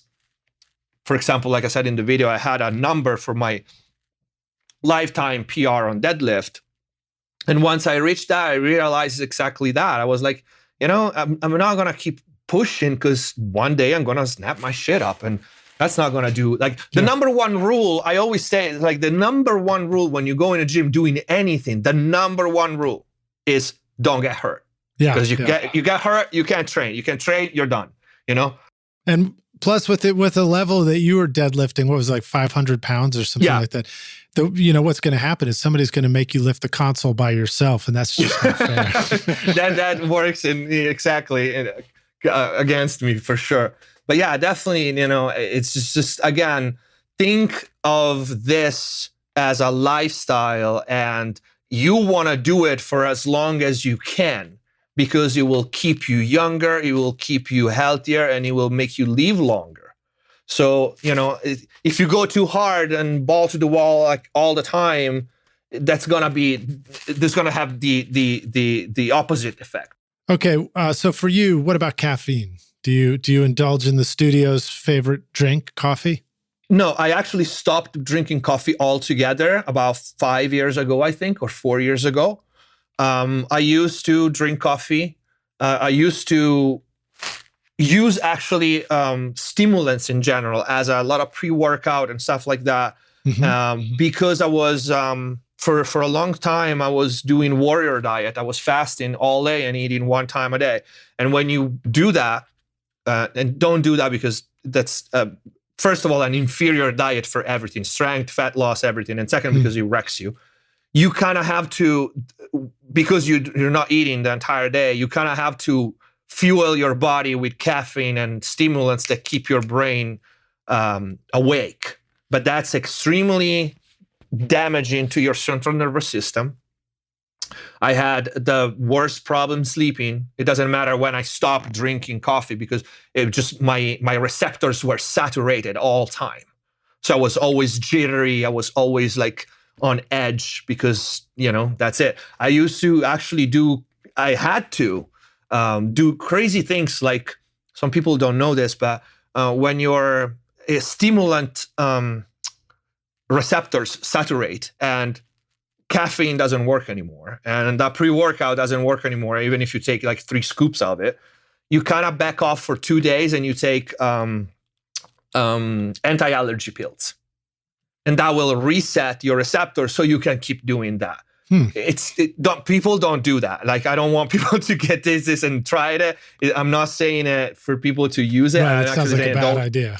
Yeah, don't do it. It's basically the stimulant version of the alcoholic that throw up so you can drink more. Don't do it. It's awful. So now you aren't doing the kind of pre-workout things. I have to admit, I actually started taking them as part of a workout routine in the past couple of years, and I'm not really convinced that it's a good idea. But what it does do is it sort of triggers my feeling of, okay, now it's time to work out. It's like it's like a Pavlov's dog, Yeah. Absolutely. Auto response. So are you not doing that kind of thing before exercising now? And is there some other way that you switch mindset from studio to exercise? No, I actually do take them, and I just stopped drinking coffee, and I purposely take pre-workouts that are caffeine free. or they have such a small amount that it doesn't really affect my sleeping pattern and my overall central nervous system. There are many out there, and actually they are a lot better because they work differently. And for the purpose that you're describing, they work a lot better because they basically are what's called nootropics. So instead of pumping you up with stimulants, they are basically make you focus more. So, and lifting is all in your head. How many times you go in the gym and you don't feel that great and you can't lift the same weight that you did like 3 days ago. You cannot do it, not because you don't have the muscles anymore. They are still there. You don't do it because your head is not there. Right. So those kind of pre-workouts, they just make you zoom in and focus on the task ahead. And do you have a favorite one to give a shout out to or not? The entire line is called Genius, and it's a white Genius, and it's a white bottle. They are all white bottle with an orange, cap. Let me see. Let me make sure of it. Okay, Rockstars, thanks for hanging in with us there. I know this is not usual that we dig in so deeply into this stuff, but I think it's important and I think it's fun and I like it. And I actually, you know what? Stuff like that could also be taken, if I would not advise it to take it every day, but for a session, for a writing session, for, something like a hard mix, because they don't have stimulants in it. And I confirm the brand is called Genius. They have several different types of this kind of pre-workout, and they work a lot better than the stimulants. And I can go a little bit in detail. It's not like beta-alanine where it gives you the itchy skin. No, the beta-alanine, in the truth, is it does only that. Yeah. The beta-alanine, it just gives you the tingly feeling, which most people associate with, oh my God, I'm like, here we go, right? Right. But it doesn't really do anything other than that. That's why they put it in it. And it's also a pretty cheap ingredient to put in. Yeah. But it works because it kind of triggers you into thinking, wow, I'm Superman now. Like I can feel it on my skin. Give me that fader. I'm ready to print a mix, man. Yeah, exactly. But I found this brand is like a lot better because it just makes you focus. It doesn't give you jitter or anything else. And I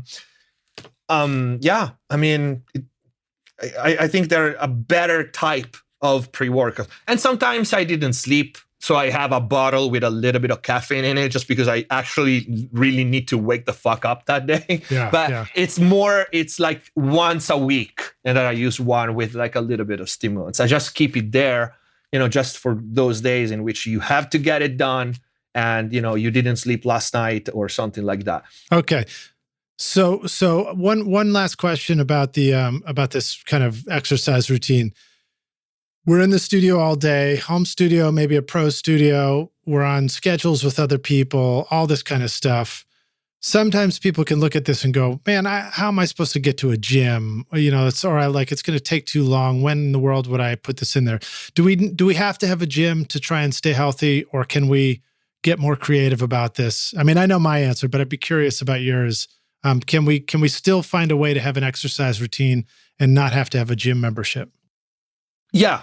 I absolutely think that is possible. It didn't happen often because I kind of make sure everywhere I go, I do have access to a gym. But I trained in parking lots. I train in hotel rooms. I train in everywhere. And the key is basically think about this. Like there are some what we call compound exercises, which is any kind of press, any kind of squat, and every kind of pull. That once you know the movement and what muscles activate, those are the exercises that basically allow you to get a complete workout done in a very short amount of time. That's why I always, I don't have time, David. What can I do? I have like 25 minutes in the gym. Okay, go in, press, squat, and pull something. You're done, Yeah. Everybody can do that. Everybody can find 30 minutes in, 4 times a week. And that will literally give you 60% of the benefits of going to the gym like I do 6 times a day, and staying there for an hour and 40 minutes every time. 60% of that. Did you say 6 times a day just then? Six times a week. Man, 6 times a week. That's some serious balance, rock stars. No, if you can hit the gym 6 times in a day and get your mix done. That was a week. Yeah, but yeah. I found I did put a gym together for myself in my basement here, and I love it. And in fact, I'm getting much more done by not actually trying to get to the gym, to the YMCA anymore. Sorry, YMCA. I loved you for 20 years, and you do have a great steam room and sauna, but I get a lot more exercise done by using my own gym right now. But I also found this guy, Frank Madrano, who's a vegan bodybuilder.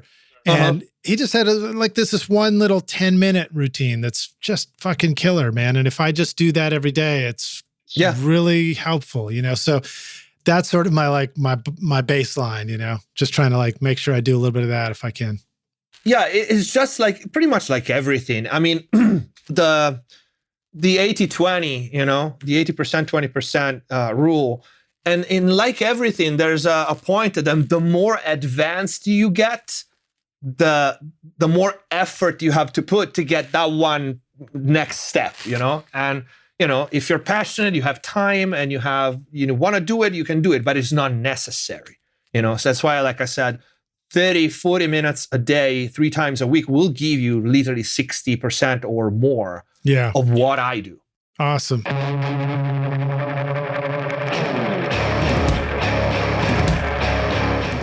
So you just finished an awesome mix and sent it off to the band, but the singer texts you with lyric changes, the drummer emails you wanting a different fill, and the bass player DMs you on Instagram about a wrong note in the chorus. But which mix version are they talking about anyway? Don't you wish there was an easier way? Samply.app comes to the rescue as your ultimate mix assistant, streaming high-quality mixes so your clients can easily listen and send notes from their mobile phone on the road or a computer back in the studio. All mix comments are time-stamped directly onto the correct mix version with no confusion, and everything is easy to find in one location. No more mixed-up mix messages from the band. It's file sharing that was specifically built for music, and it all works in your browser with no downloads required. Sign up for your free account with 2 projects now at Samply.app and use the coupon code RSR20 to get 20% off the first 3 months when you're ready to upgrade.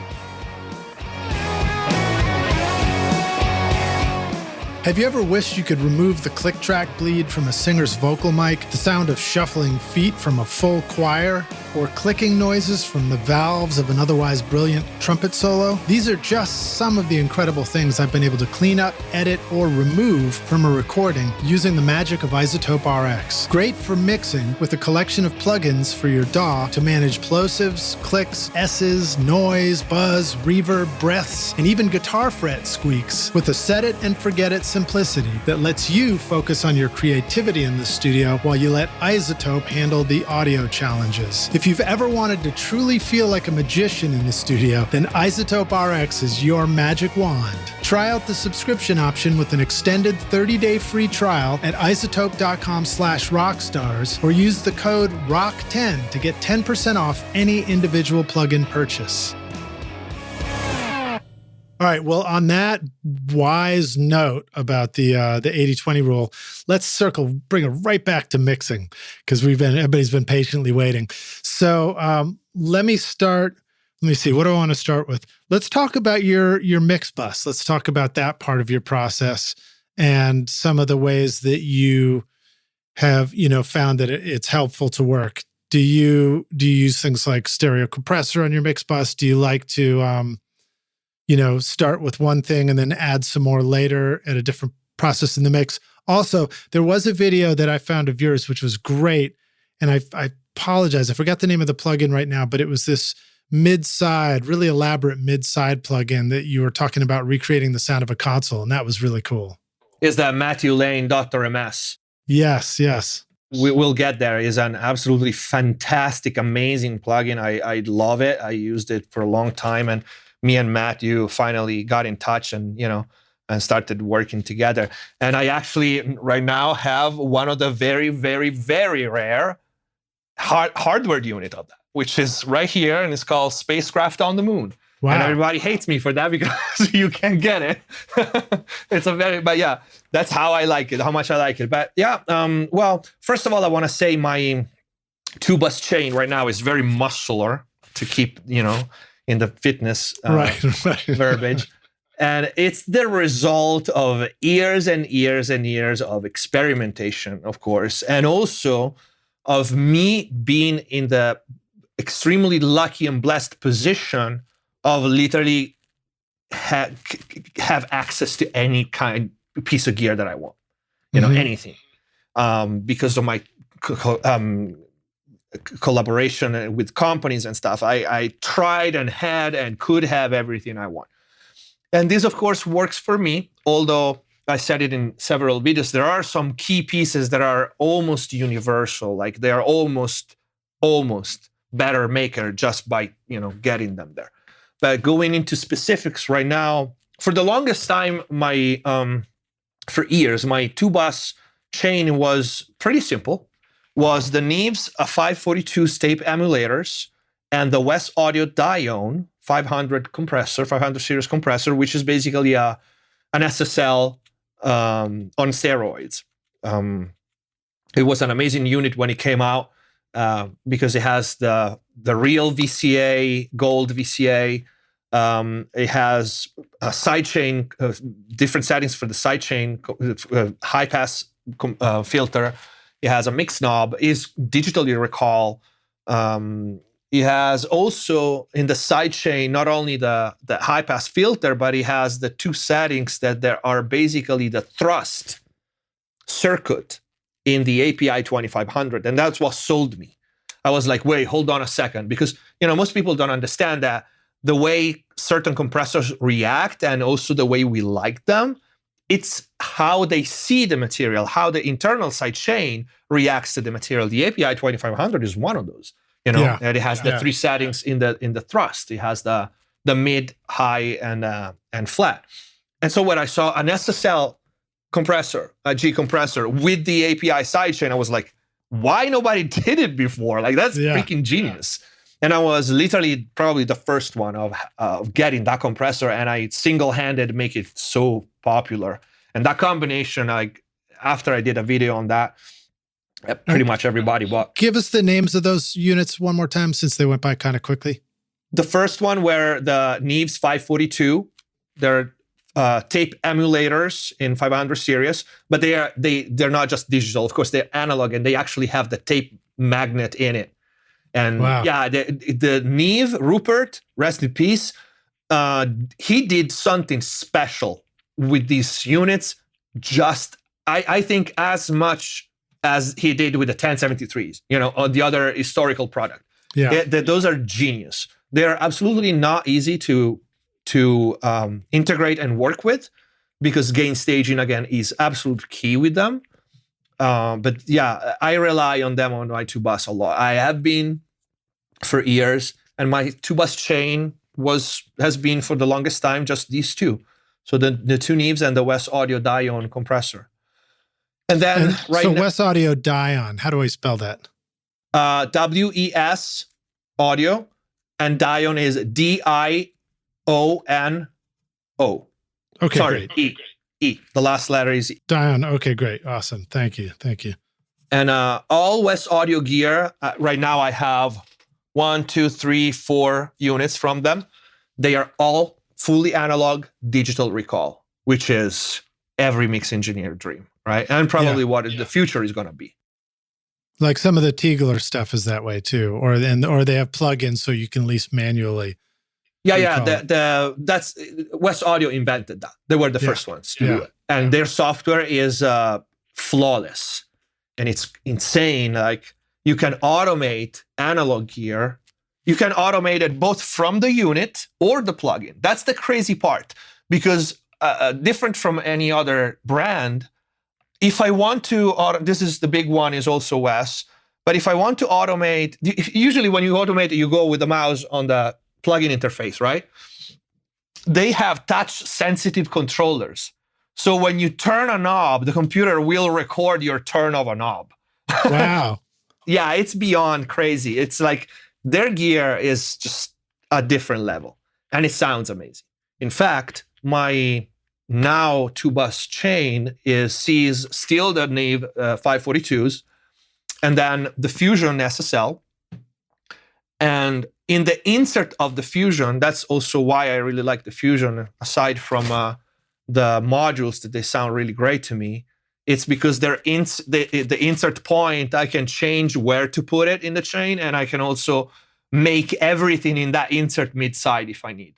So that's also, it's kind of a mini central control for my hardware.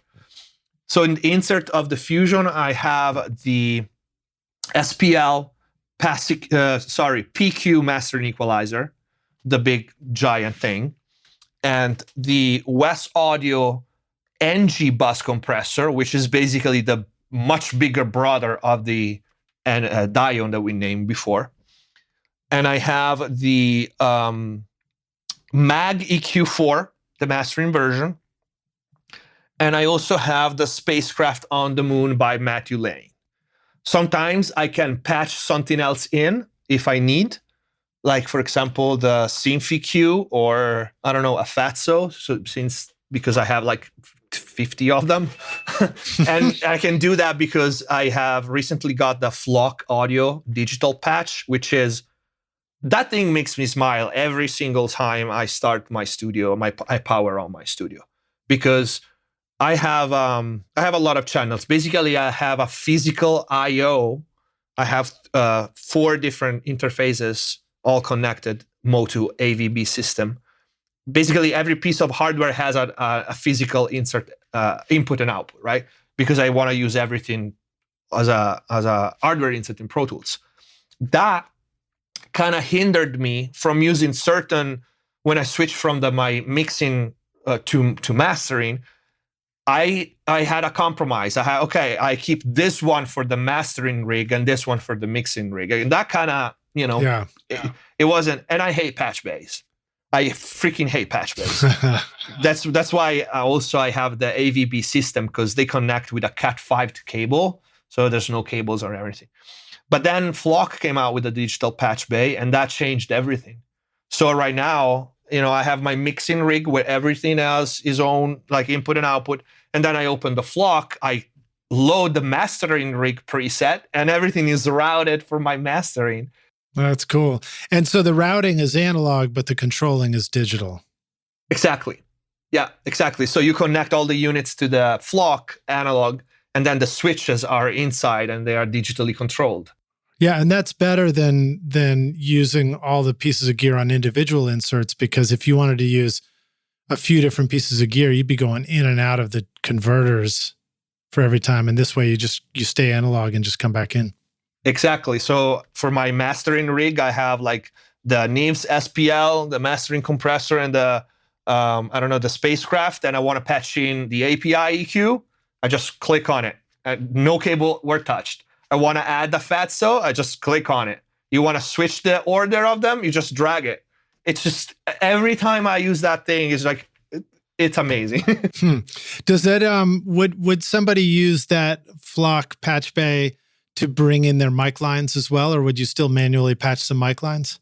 No, absolutely. Actually, the way I use it, it's somewhat limited compared to people who record, how people who record use this. For example, it also has an input on the front, so you want to patch in something on the fly, like a new mic or a new pre. You don't need to go back. But you can actually patch microphones and switch preamps, or switch compressors or EQ, or you can mult lines. So with the same microphone, you can mult 2 lines and use, or 3 or 4. So you can record one dry, one with that compressor and EQ, one with another compressor and EQ, and then you want to add something and switch something. It's, exactly nice. Like you would do with a patch bay plus a microphone patch bay with no cables and anything. So it's just genius. Can you bring in one microphone and go to 2 different mic pre's? Yes. Wow. You can move. So it's got line level buffering, active buffering, and the whole thing. Yeah, you can do that. And you can select actually the phantom power for each individual channel if you want. That's pretty wild. And you can save presets. So you have a full rig, where you did some crazy routing, you just save it. And then the next day you change everything and you want to go back, you just click on that preset and everything comes back as it was. Like I literally save like my mastering sessions. Sometimes, like I said, I bring some other unit in what's the standard mastering rig. I don't need to remember. I just save Luvency, cuffed mastering session and just bring it in and just remembers everything that I put in that in the order that I put in that. That's cool, man. All right, well, let's keep talking about the two bus stuff here for a sec. So what about limiting? When do you find it's appropriate to bring in, the thing that makes everything loud? And how important is that? Never. You don't use limiters in mixing ever. And that's a point I made several times and I try to teach people. It is not okay so the point is this: you have no reason to use a limiter on your mix unless you use a limiter on your mix for creative purposes. But I can only think about one limiter that has a specific color, and that would be the Sonox limiter, which was very popular in the 90s and early 2000s. That people would just put it there because it has a specific character and color. But other than that, there's no reason to use a limiter on your mix, because 90% of people use a limiter on their mix because otherwise they clip. And that means your gain staging is shit. So that you have a much bigger problem to solve than putting a limiter there. Your mix should be way far from clipping, because mixing hot, it does not help your track to be potentially louder when you send it to the mix. It doesn't help anybody. Just as the level where your mix is hitting, it's completely irrelevant. You hit -1 or -10, it doesn't change anything for the mastering engineer, and it doesn't change anything how we work on your track. That's the only point of having 32-bit floating point. Not that gain stage doesn't matter, but it doesn't matter where you are as long as you don't click.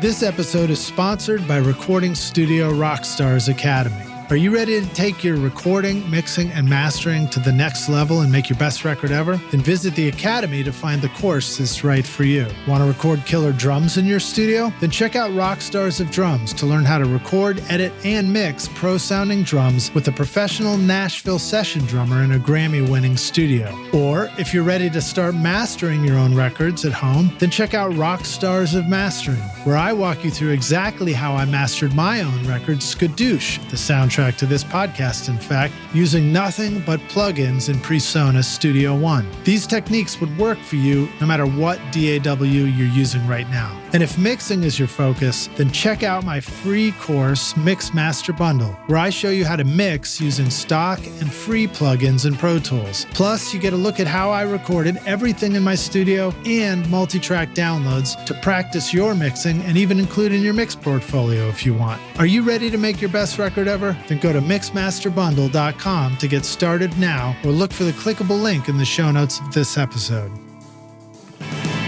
Well, so what are are there some reasons why you might want to make your mix loud before you send it out to somebody else to listen to, your clients or anything like that? Yeah, the only reason is to give the client a listenable level, because you know that they are probably going to compare it with something else. Yeah. That's a problem with that. And actually, Bob Katz talked about this too. The problem is that mix engineers, and I don't want to offend anyone, but I feel like kind of in people that are not really confident in their product. I don't care if someone gets offended, because everybody gets offended for everything right now.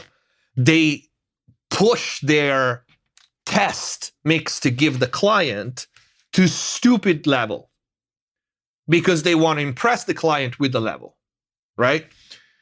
This causes a massive problem unless the artist is very well educated on the studio world and how it works. because now he's used to that loudness. And most likely that loudness, it's just squashed to death. But the mix engineer, I know because it happened to me before. The mix engineer say, oh, don't worry about that. The master engineer is going to fix it. Is going to make it that loud without the distortion, without the squashing. No. It ain't going to happen. Sometimes happens, but most times it's not. So now as a mix engineer, you have to explain to the client that what he did was shitty because now you have a bias. Listening to you're used to listen to the mix that way, and that is always a problem, So definitely when I send out mixes for approval, and mind you, I do this, and every one of our clients can attest this, can confirm it. I even if I'm the mastering engineer on my mixes, which very often happens, I put 1 dB of limiting on my mix. 1, and I send it a -1. So basically, that's exactly how my mix sounds. Just to make sure that I at least is somewhat at I'm using all the space that I have. And the client approved that mix. If the client tells me, oh, it sounds a lot lower than the mix of this guy, which it never happened to me, by the way. So I don't know why people get this. I just simply explain, don't worry about the level. Just turn up the volume and listen to the mix. That's a mastering stage. We are going to, fix it. Also, I'm kind of known to be able to make, very loud masters. There are plenty of videos out there, so that my clients are never worried about, that. But I think this, and again, I want to sound cocky, but if your mix kicks ass, it kicks ass. You don't need to squash it to Gracie level to impress the client with a louder level. You don't. I don't. So I don't see the point, Hopefully, it just means that the transients are coming through a little bit more and it's punchier, too. Yeah, exactly. And so there's really no reason. Yeah, you want to give the client a listenable level, but a listenable level is going to be your mix with literally that is close to 0. You want to hit 1 dB of limiting just cause, but that's it. Don't squash it to crazy levels. So now the client is biased, is used to that kind of sound, which probably ain't that great, and the master engineer has his hands tied. Nice. Now, what about Izotope? Are those some of the plugins that you sometimes use? I think I maybe saw you using Ozone or some of the tape emulator. In fact, I think my recent mixes are using the Ozone sort of tape emulator in there because of your video, and I've been digging it. So tell us a little bit about that, if there's anything you want to talk about. I love Izotope. I think they made a massive improvement from the very first versions of Ozone that people were kind of looking sideways. Oh, it's a toy. The guys are really good. They made massive improvements, not just with Ozone. I have all the versions of RX, and that thing is amazing. It can save, clip tracks or badly recorded tracks. It saved my ass in so many cases. So, and the Ozone modules are some of my favorite. For example, I always talk about the multiband exciter and the multiband stereo widener, which are incredible tool for mixing. I really, really love the exciter because not only is multiband, but you can change the algorithm for each band, which makes it so versatile. And to be honest, there are others that can do that. And there's something I don't like about them.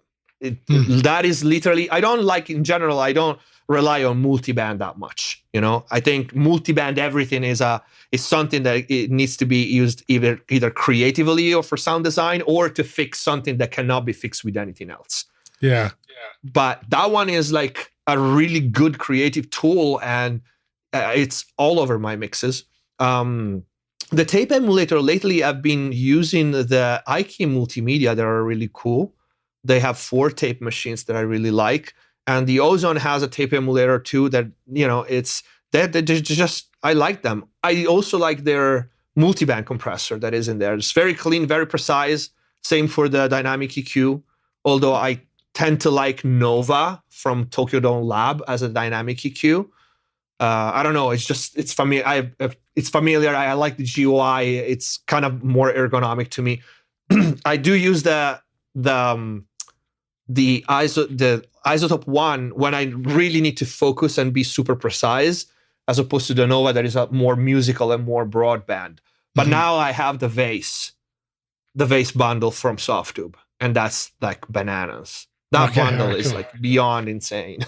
Yeah, I got the A440, I think it was, or something, is the IK multimedia tape machine, and I've enjoyed using that because it's like an old MCI machine, looks like, and you can dial in your bias and stuff like that, and over bias it and record EQ, and it basically you can align it like an old tape machine. So it's pretty fun to mess with. Well, so we're coming up on the end of our interview here. I'll hit you with just a couple of questions on our way out if you want, if you got a minute. Go ahead. All right, good. So then we'll jump into our jam session questions. And these are sort of quick answers, rapid fire if you want. When you started out in recording, what do you feel like was holding you back? Lack of knowledge. Lack of knowledge. That's it, And back then there weren't like so many sources of, information like there were now. Which is kind of a double-edged sword because a lot is crap. So half of the job is filtering the bullshit out, but lack of knowledge. So I had to, really dig, and it took a long time. Definitely it took longer back then than it takes now.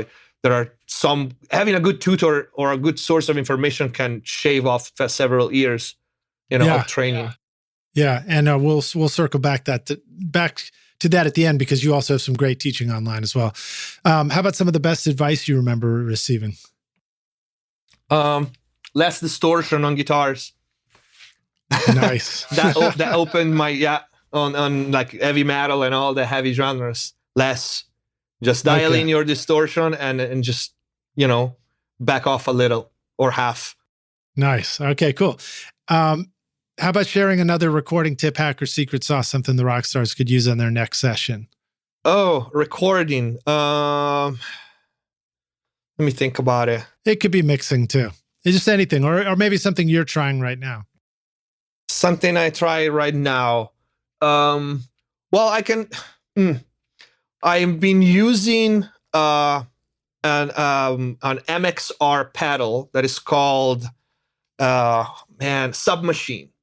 And is a sub generator with a fuzz combined that you can put in parallel and or in serial.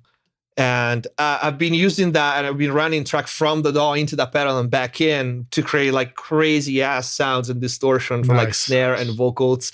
It's just no plugin does what that pedal is. And so my advice is like, get cheap pedals. That one is not cheap, but there are crazy cheap pedals that you can run like as an outboard, and you would be surprised, the cool sounds that you can get. Okay, cool. Right on. All right. Well, so since that's a pedal, we'll call that the hardware tool question. So let's jump to favorite software tool, or just something you're really excited about right now. Anything new software wise you're kind of checking out? Right now, I would say the line Softube has, and the new Empirical Labs plugins. Those are really, really great. And by the time this video is out, the embargo won't be there anymore, but the new Waves SSL channel that they sent it to me to try out before the release, which I did, it's pretty impressive. It's really cool. So cool, Waves is also doing good things. Yeah, they got a lot of great plugins. And Empirical Labs, Dave Durr is making some brilliant stuff. I've been using the Arouser and the Big Freak EQ plugin, and I'm trying to get that into my routine. Yeah, Dave is a friend and a genius. It's crazy. Like his stuff is unbeatable. It's really the new classic, Yeah. That's why I have 2 of everything he makes. Nice. All right, how about sharing a tip or a resource for the business side of this if we want to make music for more than just a hobby? Study marketing and online marketing as much as you can. Because a lot of it right now is just really that. It's like how to navigate and stand out in the social media world. And, look at Lil Nas X. He's the master of trolls And that's a big part of why he's up there. So aside from that, either if you run on controversy or if you are not one of the people that run on controversy and just you put yourself out, right now it's labels and the entire studio business, music business will look at your online presence. So get your shit together, have a good website, and don't take it lightly, and don't put a lot of attention of how people perceives you on social media. Especially if you're going to be, in the world as an artist. That's a huge, huge one. Okay, great. So we'll go to our closing question. We're going to take the Wayback Studio machine, and you get to go back and find young David, and you say, "Listen, dude, I know you're skinny today, and they're picking on you, but one day you'll be doing great." Now you go back and you say, "Listen, I'll come back in time to give you this one bit of advice. Here's the single most important thing you need to know to be a rock star of the studio yourself one day." What advice would you go back and give yourself if you could?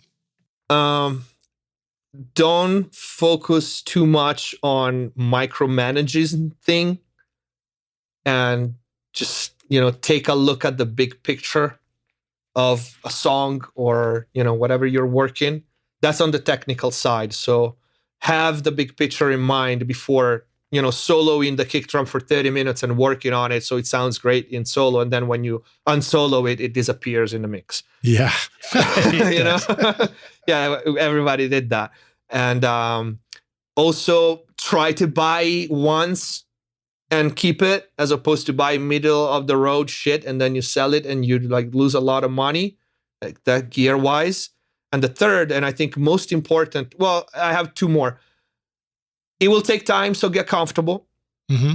Don't give up. Just do this. Just keep your head down and just work hard.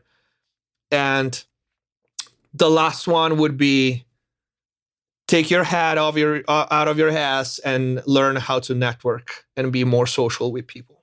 Yeah. Because that's a big part of how this business works, is who you know, who knows you. And that's challenging to do when we spend all day in the studio and then with the rest of our time, we decide to go to the gym. Yep, exactly. It's hard to keep in the social interaction and networking stuff. So good advice. David, thank you so much for hanging out with us on Recording Studio Rockstars. This has been a fantastic pleasure. What an honor to get to meet you and hang out. Thanks for giving us all the tips on staying healthy and staying well in the studio so that we can survive the crazy world and get to continue making records until how old do you want to be when you stop making records? Or never? Never. That's the way I feel about it. I want to be 100 and still hitting the studio. I'll just go down there, maybe a little slower.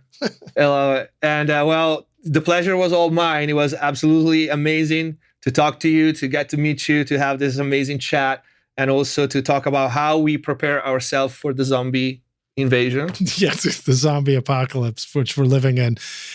David, where would you like the rock stars to go to find out more about you? If they're going to follow you, what if they're just ready to make their next hit record with you? All the social media, so Instagram, Facebook, YouTube, are under @MixbusTV. I also have a personal website. It's davidgnozzimixing.com. And if you want to check out my artist, that is going to be Bella Kelly Official. All social media as well. And same as for the website, is bellakellyofficial.com. And, you find one, you find the other, because we are, at this point, one entity. Yeah. So Rockstars, again, you can scroll down and then we've got a playlist, Spotify and YouTube, of David's work and his work with Bella as well. And so you can check all that out. And then just as you're searching, remember the spelling is Gnozzi. Cool spelling, man. All right, dude. David, great to meet you, man. Thanks so much. And thanks very much for listening, Rockstars. Thank you. And let's do that again soon. Will do, man. Cheers. Cheers. Thanks so much for listening to Recording Studio Rockstars. If you enjoyed the show and want to help make it better, then please share this episode with your friends on social media and leave a rating and review on iTunes to help the podcast reach more rock stars like yourself. You can click directly over to iTunes or go to rsrockstars.com/review for an easy explanation. And remember to hit the subscribe button to keep up with weekly episodes. And if you're ready to make your best record ever now, then head over to Recording Studio Rockstars Academy, where you can start with my free course at mixmasterbundle.com. And if you want more free content from Recording Studio Rockstars, all you have to do is go to rsrockstars.com/email. Again, that's rsrockstars.com/email to enter your name and email, and I'll keep you in the loop with articles, videos, podcast updates, and even free gear giveaways for your studio. Just look for the link in the show notes below. Thanks so much for listening, and thanks for being a rock star. I'm Lid Shaw, and this is Recording Studio Rockstars. Now, go make great music. Recording Studio Rockstars would like to give a big thank you to our amazing sponsors who helped make this episode possible. API, OWC, Spectra 1964, Sampley, Sonar Works, and Izotope. Remember to use the coupon codes ROCK10 at izotope.com/rockstars for 10% off any plugin purchase, or start your extended 30-day free trial subscription to get access to lots of their plugins. And sign up for your free account with 2 projects now at sampley.app, or use the coupon code RSR20 to get 20% off the first 3 months. And don't forget to use the coupon code ROCKSTAR for 10% off any course at Recording Studio Rockstars Academy for a limited time. You'll find links to all these wonderful sponsors in the description of the podcast. These are all things I highly recommend for your studio. They're going to help you make your best record ever. I would also like to give a big thank you to our fantastic team here at Recording Studio Rockstars: Vlad Weselchenko, Braden Stremming, and John Richardson for additional podcast and video production. Thanks, guys. And thanks so much for listening, Rockstars. We'll see you in the next episode. Cheers.